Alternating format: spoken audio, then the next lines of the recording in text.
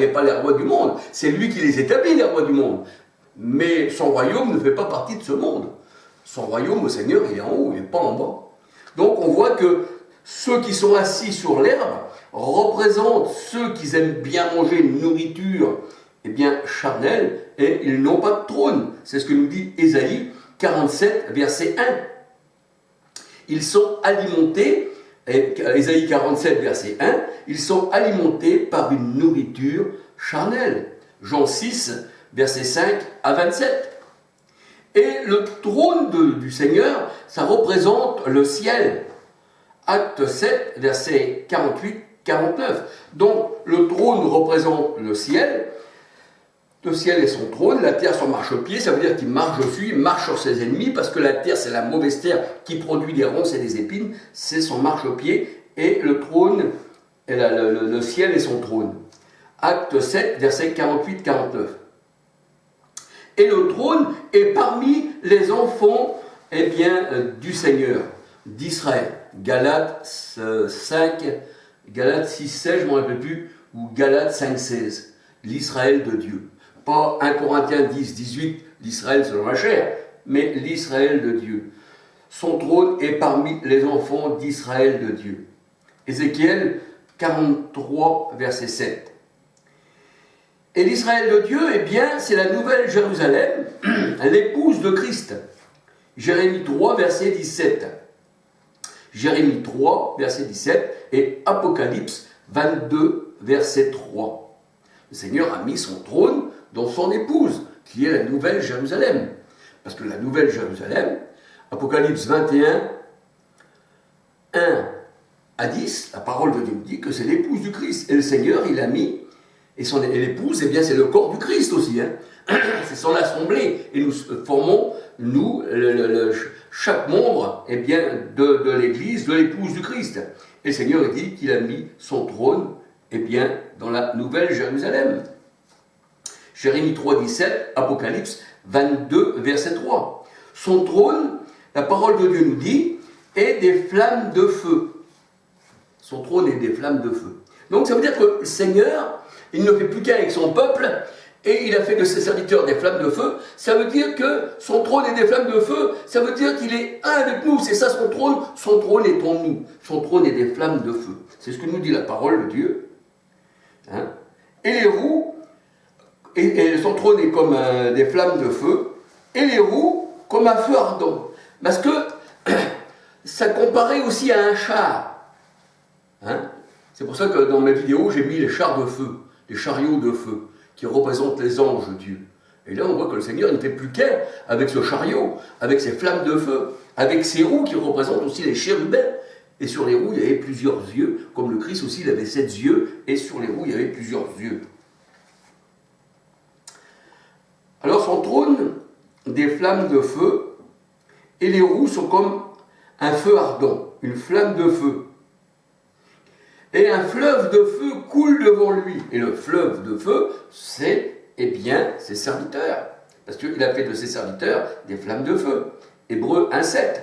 Daniel 7, verset 9, 10. Et vous pourrez voir mes vidéos, si vous le voulez bien, les chariots de feu. Sur YouTube, bien sûr. J'ai fait des vidéos qui parlent des chariots, qui parlent des chérubins, qui parlent de la nuée du Seigneur. Parce que le tourbillon aussi, tout ça, ça représente les anges du Seigneur. Ça représente. Et quand on dit les anges de Dieu, parce qu'il faut bien comprendre, un ange, le mot ange veut dire envoyé. Comme le mot apôtre, ça veut dire être envoyé au loin. Mais si cet ange n'est pas envoyé, on ne peut pas l'appeler ange. On l'appelle esprit. C'est pour ça que le Seigneur dit qu'il est le Père des esprits. Mais quand il les envoie, ça devient des anges. Voyez-vous, tant qu'ils ne sont pas envoyés, ils ne sont pas anges. Ils deviennent anges quand ils sont envoyés. C'est comme quelqu'un qui n'est pas envoyé au loin, il ne peut pas être un apôtre. Apôtre qui veut dire aussi être envoyé. Alors il a fait de ses serviteurs des flammes de feu, Hébreux 1, 7. Le chariot,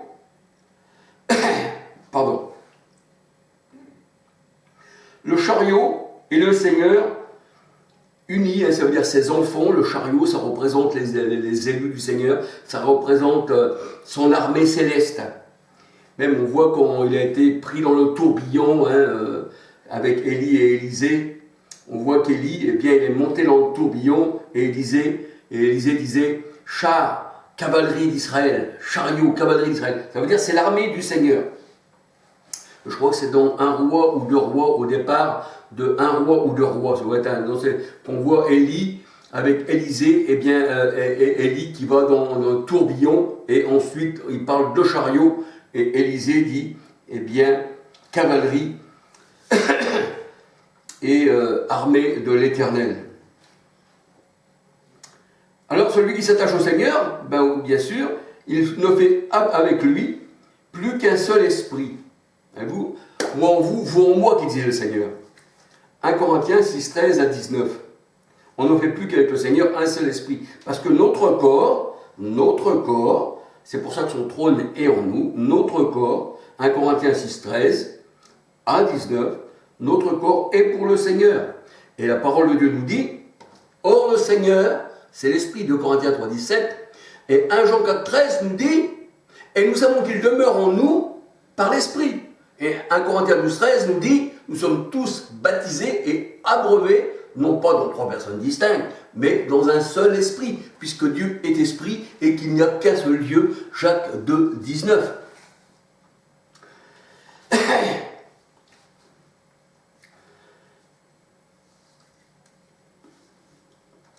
Et on peut dire que le Seigneur habite en nous.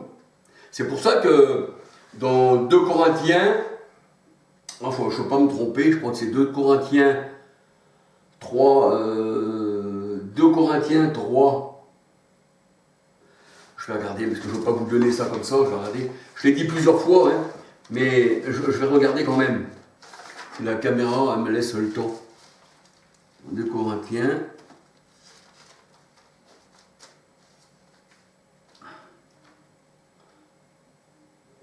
Ah, 2 Corinthiens 3, 11. 2 Corinthiens, pardon, excusez-moi.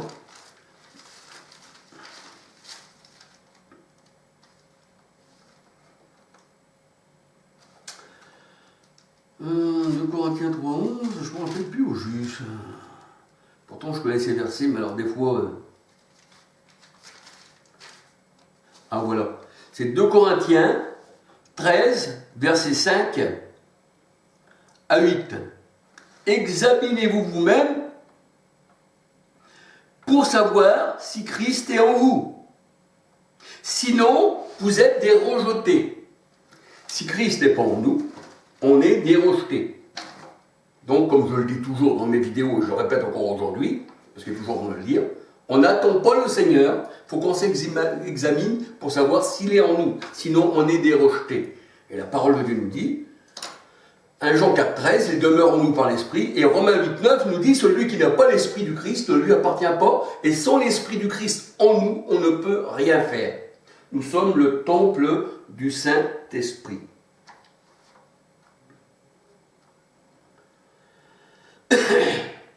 Alors, il est vrai que l'épouse,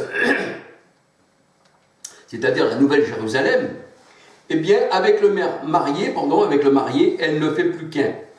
Jean 17, 21. Et le ciel, c'est nous. Quand la parole de Dieu, elle dit que l'Éternel, il a mis son trône dans le ciel, et nous savons qu'il règne en nous, parce que le royaume des cieux ne vient pas de manière à frapper les regards, mais le royaume des cieux est dans vos cœurs, Christ est dans vos cœurs, il règne en nous, la parole de Dieu nous dit, eh bien, la parole de Dieu nous dit, par son esprit, eh bien, le ciel est beau. Ça veut dire que par son esprit en nous, le ciel, parce que nous sommes le ciel, eh bien, il est beau. Job 26, verset 13. Et il nous a fait asseoir dans les lieux, eh bien, célestes. Colossiens 1, 13. Par son esprit, le ciel est beau. Et le royaume des cieux, eh bien, il est dans nos cœurs. Luc 17, 20, 21. C'est la parole plantée en nous, la parole plantée dans la bonne terre. Parce que le Seigneur dit que la parole, la semence, quand elle est plantée dans la bonne terre, elle donne du fruit au centuple. Donc la bonne terre, c'est les élus, Mais la mauvaise terre, eh bien, c'est celle de la Genèse 3, qui produit des ronces et des épines. Mais là, le Seigneur dit, quand la semence est plantée dans la bonne terre, eh bien, ça veut dire que la semence, c'est la parole, donc c'est Christ qui est en nous, qui a été planté dans notre cœur, dans la bonne terre, et là, elle donne du fruit au centuple. Matthieu 13, versets 37-38, et Matthieu 13, verset 23. Matthieu 13, verset 37-38, Matthieu 13, verset 23. Et être assis à terre, comme la foule qui mangeait une nourriture charnelle, ou quelqu'un qui est à terre, être assis à terre représente souvent que la couronne de la tête, eh bien, est enlevée. Ça veut dire que là, on est tombé à terre, un peu comme dans Ézéchiel, le prince de Tyr, eh bien, c'était un prince, mais sa couronne est tombée à terre. C'est pour ça que le Seigneur dit, voici, je te jette à terre, je te jette à terre de ma montagne sainte. C'est pour ça que le jardin d'Éden, dans Ézéchiel, eh bien, c'est la montagne sainte, c'est le Jérusalem, Galates 4, 21 à 31, qui a été rejeté aussi, parce que c'était la chair, maintenant il y a un nouvel Jérusalem. Eh bien le Seigneur, il dit dans Ézéchiel 28, voici, je t'avais mis là, parmi les pierres étincelantes, et les pierres étincelantes, ça voulait dire que tu étais dans le jardin de Dieu, parmi les pierres étincelantes, et les pierres étincelantes, comme le Seigneur il nous dit dans 1 Pierre 2, 4 à 8, vous êtes des pierres précieuses. Et Jésus, il est notre sauveur, il est la pierre principale, et on voit que ce prince de Tyr, il avait été mis parmi les pierres étincelantes, mais là, il se voyait avec sa richesse au-dessus de l'assemblée de Dieu, comme le dit Ésaïe 14-13, je crois, ou 13-14, je ne m'en souviens plus. Te voilà aussi, tu as voulu passer au-dessus de l'assemblée, de la montagne. C'est pour ça que la montagne, eh bien, ça représente aussi l'assemblée du Seigneur. Et là, dans Ézéchiel 28, on voit qu'il était dans le jardin d'Éden, il était sur la montagne sainte, ce prince de Tyr. Et là, eh bien, il a dit dans son cœur, que tout vient de son cœur aussi, c'est pas quelqu'un qui l'a possédé, ce prince, c'est sorti de son cœur. C'est pour ça que le Seigneur disait aux pharisiens, dans Marc 7 à 23, que tout ça, ça sort du cœur, mais il n'y a rien du dehors, eh bien, qui rentrerait dans l'homme et qui va le souiller. Donc, il n'y a rien qui pourrait nous posséder du dehors, qui rentrerait en nous et qui nous posséderait. Mais c'est du cœur que viennent les adultères. C'est pour ça que dans Romains 2, 27, 28, le Seigneur dit « Circoncisez vos cœurs » et le vrai juif, c'est celui qui a le cœur circoncis. Alors là, nous voyons eh bien, que la parole a été plantée, Christ qui est la parole, a été plantée en nous. Et là, eh bien, on voit que la couronne, eh bien, des rois, ceux qui sont montés, ceux qui ont dit « Moi, je monterai au-dessus de l'assemblée de Dieu », eh bien, elle a été jetée à terre. Pardon, Jérémie 13, verset 18. Et les rois se retrouvent sans royauté. Ils se retrouvent sans Christ aussi. Sans royauté et sans Christ. Ézéchiel 26, verset 16. Ésaïe 14, verset 12. Ézéchiel 28, verset 17. Ésaïe 26, verset 5. Voyez-vous, j'aime bien vous donner des versets, eh bien, pour qu'on puisse regarder dans la parole de Dieu si c'est exact, eh bien, ce qu'on dit. Il faut faire comme les Juifs de Bérée, regarder pour voir si c'est exact. Donc, je donne des versets. Et la plupart des gens, eh bien, le Seigneur, il dit qu'ils étaient comme une foule égarée sans berger. Matthieu 9, verset 36-37. Et il y avait peu d'ouvriers pour les éduquer. Il y avait peu d'ouvriers pour les éduquer. Nombre 27, verset 15 à 17. Alors la parole de Dieu nous dit qu'il a sanctifié, qu'il a purifié, Hébreux 10, 22, le cœur purifié d'une mauvaise conscience. Voyez-vous, c'est au niveau de la conscience qu'on est purifié. Parce que les pensées de l'homme, ce n'est pas la pensée de Dieu. C'est pour ça que le Seigneur dit, vos pensées sont au-dessus de... mes voix sont au-dessus de vos voix et mes pensées sont au-dessus de vos pensées. Et c'est pour ça qu'il disait à Pierre, arrière de moi Satan, parce que tes pensées, eh bien, c'est les pensées des hommes. Et nous, on dit que Pierre, il n'avait pas encore reçu l'Esprit Saint. Il fallait qu'il attende la Pentecôte, pour qu'il puisse bien comprendre, eh bien, les choses de Dieu. C'est pour ça que le Seigneur a dit, quand tu seras affermi, affermis à ton tour tes frères. Alors, l'épouse est sanctifiée par la parole, qui est Christ, bien sûr. L'épouse est sanctifiée. Elle est mariée à Christ. Et oui. 2 Corinthiens 11, 2. Elle est mariée à Christ, à son époux. Isaïe 54, verset 5. L'Éternel est mon époux. Et on n'a pas 2 époux, on n'est qu'un seul. On peut dire que l'Église n'est pas bigame. Non, non, elle n'est pas adultère non plus. La parole de Dieu, elle dit, elle est sans tache et sans ride. Éphésiens 5, 22 à 27. Et elle a une robe bigarrée, une tunique bigarrée, la mariée. Elle a une tunique bigarrée. Le Seigneur, il l'a pris, et les vierges sans tache, sans ride, qui la tunique bigarrée représente la personne vierge.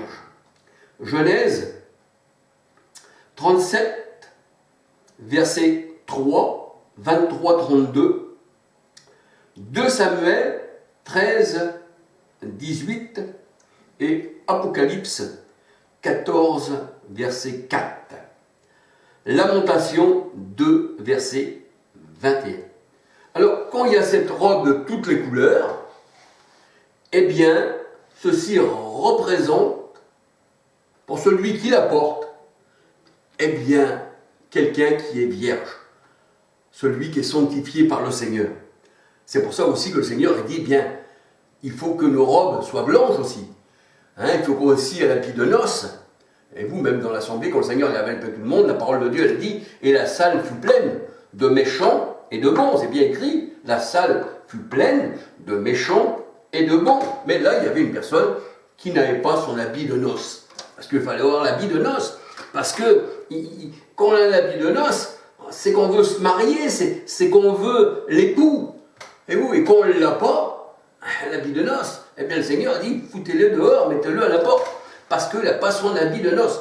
Et 1 Corinthiens 6, 13 à 19 nous dit, eh bien, que celui qui s'attache au Seigneur, c'est ça le mariage, il ne fait plus qu'un avec lui. Tandis que celui qui s'attache à la prostituée ne fait plus qu'un aussi avec la grande prostituée.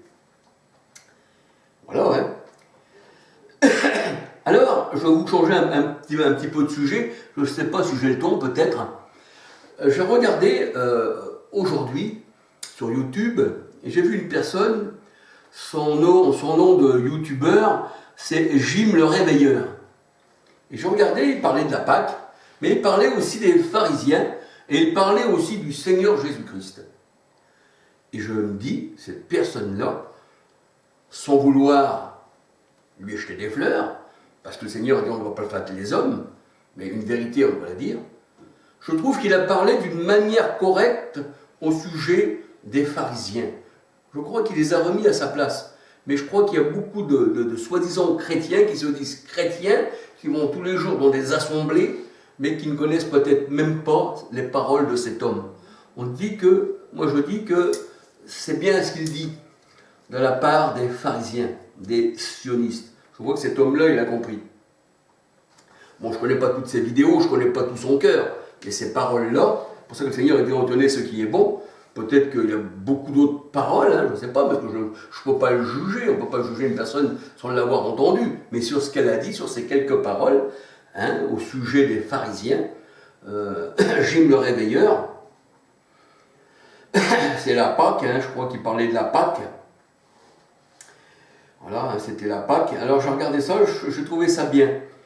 Et ceux qui veulent regarder, eh bien, sa vidéo, Jim le Réveilleur, hein, YouTube la Pâque, eh bien, il parlera des pharisiens et vous verrez par vous-même, eh bien, qui connaît cet homme, la différence entre sionistes, faux juifs et vrais juifs. Voilà. Eh bien, j'ai terminé. Je vous ai fait ça, et je ne sais pas quelle heure il est, peut-être 9-10 heures du soir. Mais je me suis dit, tiens, il faut que je fasse quand même une petite vidéo, pour ceux qui suivent mes vidéos aussi, bien sûr, et puis à la gloire du Seigneur, et puis que le Seigneur vous bénisse. Bien bonjour aussi à Ricardo, pour son coup de téléphone, ça m'a fait vraiment plaisir. Et puis s'il veut m'appeler encore, eh ben, il peut m'appeler, on peut parler de la part du Seigneur, c'est ça qui est bien. Et puis à tous ceux qui sont abonnés aussi bien à ma chaîne, que le Seigneur vous bénisse abondamment, mais surtout en plus ceux qui sont bien attachés plus au Seigneur, bien sûr. Hein, voilà. Il est bon aussi pour des frères de demeurer ensemble, la parole de Dieu nous dit, et on demeure ensemble par la parole, c'est un pain partagé, c'est un repas, heureux les invités, l'homme ne vivra pas seulement de pain, voilà, hein, c'est bien, mais on est rattaché par la parole de Dieu. Et bien que le Seigneur vous bénisse, que le Seigneur vous garde, et puis à la prochaine vidéo. Et puis voyez-vous, dans ce monde qui est gouverné, on va dire, par la bête, Apocalypse 17, 11, ces rois, les rois de ce monde qui se prennent pour des créateurs, qui se disent Dieu eux-mêmes, qui ont le pouvoir bien, sur la vie et de mort. C'est eux qui forment les guerres de religion, toutes les guerres depuis le temps que le monde est monde, et ils sont toujours là, et ils sont toujours en haut, et nous on est toujours en bas, voyez-vous, c'est ça. C'est pour ça que le Seigneur a dit le monde entier est sous le pouvoir bien, de la bête. 1 Jean 5, 19, 20. Mais prenez courage, je dis le Seigneur, je l'ai vaincu, et notre royaume ne fait pas partie de ce monde. Nous sommes passagers et étrangers sur cette terre. Et on a un roi qui on n'a même pas voté pour lui, puisqu'il nous a élus avant la fondation du monde, et comme il disait à ses disciples, disait à ses apôtres, ce n'est pas vous qui m'avez choisi, mais c'est moi qui vous ai choisi. Et vous, on n'a même pas voté. C'est comme Saul de Tarse, quand il avait les lettres qu'il avait reçues par les pharisiens, qu'il fallait massacrer l'église, hommes, femmes, enfants, et sur le chemin de Damas, il n'a pas voté pour le Seigneur, mais comme c'était un élu avant la fondation du monde, eh bien, on voit que Saul de Tarse, il dit, quand j'ai reçu l'appel de celui qui m'a mis à part dès le sein de ma mère, je n'ai pas résisté à cet appel. Galates 1,16. Et comme la parole de Dieu nous dit que la salle était pleine, méchant et bon, eh bien là,